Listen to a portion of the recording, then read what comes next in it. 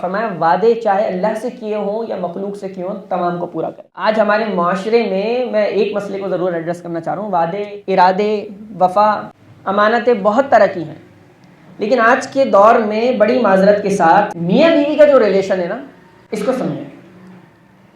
ایک حلال رشتہ جب آپ نے قائم کیا اور قبول ہے کرنے کے بعد نکاح نامے پہ سائن کر دیا، تو یہ آپ نے ایگریمنٹ کر لیا، حلال ایگریمنٹ کیا ہے، یا آپ نے وعدہ کر لیا، ایک دوسرے کی عزت کے پاسبان ہیں آپ، ایک دوسرے کے پاس آپ کی امانت ہے، آپ کی زندگی، قرآن کہتا ہے لباس ہے آپ ایک دوسرے کا۔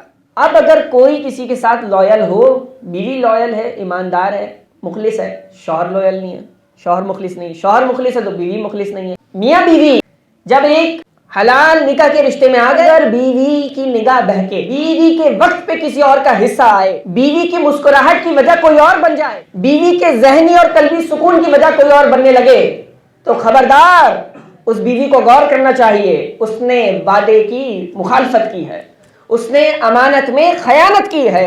تمہارے پاس تمہاری عزت تمہارے شوہر کی امانت ہے، تم نے شوہر سے وعدے جو کیے ہیں وہ نکاح کی صورت میں کر لیے، زبان سے اس کے اقرار کی ضرورت نہیں، جب نکاح نامے پہ سائن کر دیے اس کا مطلب تم نے اپنی عزت، اپنی محبت، اپنی مسکراہٹ، اپنے جذبات، اپنی فیلنگز، اپنی خوشیاں سب کچھ اپنے شوہر کے نام کر دی۔ لیکن نکاح نامے پہ سائن کرنے کے باوجود بظاہر فزیکلی اپنے شوہر کی ہو جانے کے باوجود دل بھی کسی اور سے لگا رہے، وقت پہ بھی کسی اور کا حصہ رہے، مسکراہٹوں پہ بھی کسی اور کا راج رہے، تو ایسی بیویاں پھر کامیاب نہیں ہیں، نہ دنیا میں نہ آخرت میں۔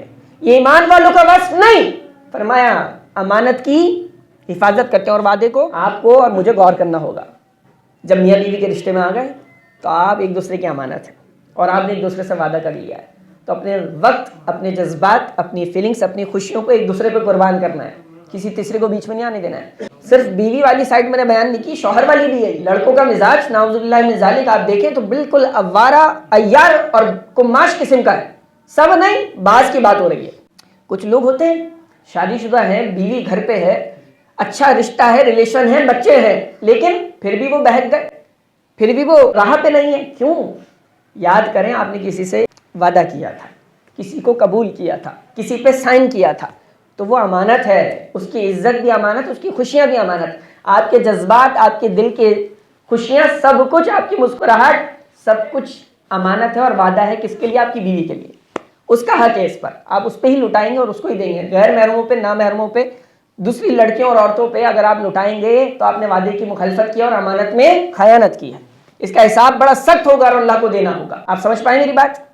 یہ بہت اہم ایشو ہے، اس لیے میں نے ایڈریس کر دیا۔